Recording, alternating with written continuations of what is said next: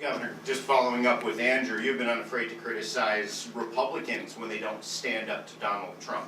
We've already seen recent instances on immigration, on funding for the city, when Mayor Adams has not stood up to Donald Trump, at least not publicly. So are you concerned as you go through this Trump era that Adams is now ill-equipped, that he cannot stand up to the president? You're dealing in hypotheticals. If you come up with a true example, then we'll talk about anything. But I'm talking about, I'm not engaging in speculation about the motivation of anyone here.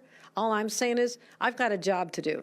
I've got to worry about people catching bird flu, okay? I'm more anxious about steel and aluminum tariffs cutting down factories in the state of New York and thousands of jobs. So I will do plenty of standing up to that administration and willingly calling out Republicans who are not speaking out. The mayor needs to stay focused on public safety in the city, making sure our streets are safe, making sure our streets are clean, making sure that people feel confident that this city is continuing to head in the right direction. That has to be his laser focus. And I'm going to make sure that that continues to be the focus, because it has to be what we're all working toward to protect New Yorkers. Respectfully, Governor, we are not dealing in hypotheticals. He's been openly criticized for not protecting the city's sanctuary status, and he's been openly criticized for not saying anything when the Trump administration threatened to pull all sorts of federal funding. Those are two specific examples. Are you worried that's going to continue to happen?